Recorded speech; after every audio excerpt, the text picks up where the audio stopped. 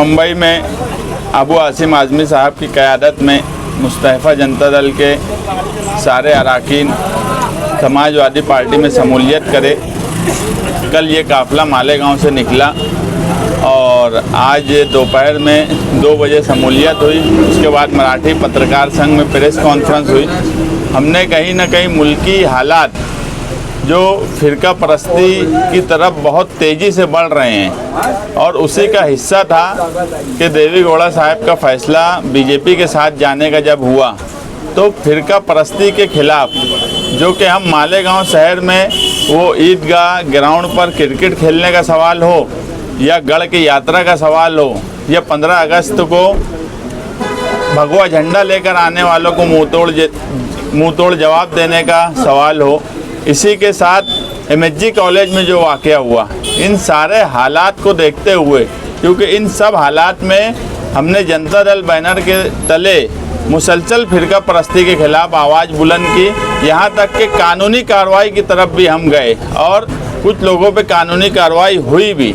जब ऐसे हालात मुल्क और शहर के हो जाएं तो फ़िरका परस्ती के ख़िलाफ़ हमें मुल्क में अखिलेश यादव साहब और महाराष्ट्र में अबू आसिम आज़मी साहब, इनकी क़यादत कहीं ना कहीं फ़िरका परस्ती के ख़िलाफ़ एक मुँहतोड़ जवाब और निडर और बेबाक क़यादत है। इसलिए हमने समाजवादी में शमूलियत इख्तियार की और आज जब हम मालेगांव शहर आए तो हमने ये बात महसूस की कि ये शहर निहाल अहमद का शहर है और आज भी निहाल अहमद से मोहब्बत करने वालों की तादाद हज़ारों में है। जिस तरीके से कल हमारे काफ़िले जाते वक्त लोगों ने हमारा हौसला बढ़ाया और आज आने के बाद जिस तरह इस्तकबाल किया, हम तमाम ही नौजवानों और मालेगांव शहरियान का शुक्रिया अदा करते हैं। अल्लामा इकबाल पुल पर बड़ी तादाद में वर्कर हाजिर थे और वहाँ पर समाजवादी मालेगांव के शहर यूसुफ इलियास साहब ने भी हमारा पुरजोश इस्तकबाल किया।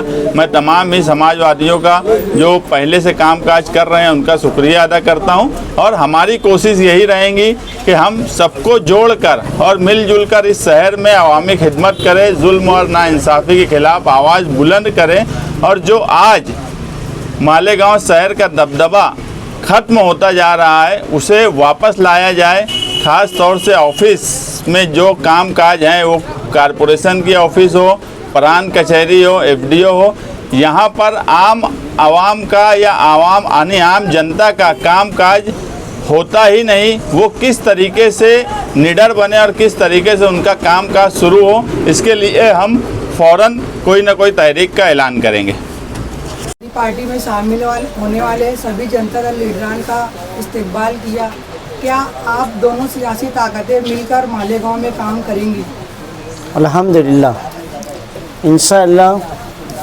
समाजवादी हम बचपन से जो है निहाल साहब के साथ थे, यही नज़रिया था। निहाल साहब के साथ हर तहरीक में रहते थे और समाजवादी भी वही नज़रिए की है, तो हम साथी एक साथ आ गए। जब कभी भी इस शहर में कोई भी बात हो, मुस्तकीम मेरे कंपाउंड में आता या मैं उसके पास जाता, ऐसा तो हर वक्त तो हम तहरीक चलाई है। 12 नवंबर में हम साथ में थे, हम फंसे थे, हमको मालूम है। और कोई भी तहरीक देख लीजिए, मुस्तकीम के साथ तो मैं हर वक्त तो रहा ही हूँ और अल्हम्दुलिल्लाह अब इकट्ठा होकर काम करेंगे। जब भी कुछ बात होती है इस शहर के इत्तेहाद के करके उसका मुंह तोड़ जवाब दिया जाता है।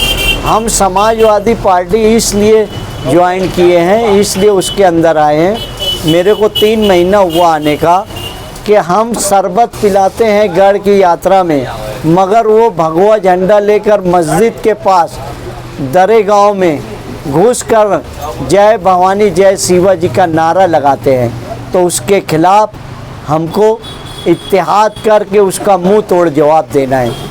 इस शहर में, इस देश में संविधान का राज हो, ये करना है।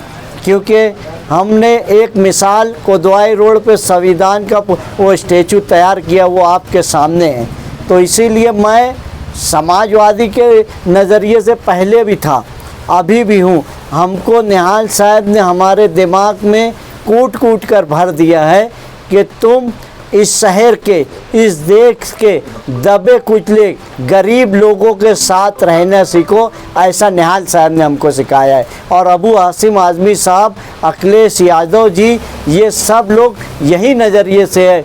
यूपी का मुसलमान जिस तरह वहाँ पर अखिलेश यादव जी को अपना नेता समझता है, महाराष्ट्र में हम अबू हाशिम आज़मी साहब को हमारा नेता समझेंगे और इस शहर का दबदबा वापस लाएंगे। इस शहर में हर चीज़ जो है अपने हौसले और उम्मीद के साथ रहे, ऐसी कोशिश करेंगे। हमने जब कभी भी किसी एक बंदे को भी अबू हाशिम आज़मी के ऑफिस पे भेजा है, वो फ़ौरन बोला है मैं काम करूँगा। उसको अगर फ़ोन करके ये बोला गया कि आज तुमको ये आवाज़ उठाना है, तो उसी दिन वो असेंबली में आवाज़ उठाया। कभी ये नहीं कहा कि आज नहीं कल करूँगा। ऐसा लीडर है वो। अगर उसको ये कहा गया कि 12 नवंबर में हमारे साथ जुल्म हो रहा है, तो मुजीब वकील को गृह मंत्री के पास ले गया, डायरेक्टर जनरल ऑफ पुलिस के पास ले गए। हर तरीके से वो इस शहर का काम किए हैं। ना हम उसको एमएलए दिए थे, ना यहाँ सदर दिए हुए थे उस वक्त वो हमारे लिए हमदर्दी का काम किया है। तो हमारा फ़र्ज़ बनता है, आपके चैनल से ये मैं तमाम पूरे मालेगांव की अवामों से गुजारिश करूँगा कि आप उसका साथ देवें। हमको ना देखें, वो देखे कि वो एक गरीब के लिए कभी भी खड़े रहता है। अगर वो गरीबों के लिए खड़े होता है तो हम भी खड़े हो सकते हैं। हम यहाँ 4 लोग बैठे हैं, ये 4 लोग इंशाअल्लाह 40 लाख को भारी रहेंगे आने वाले वक्त में।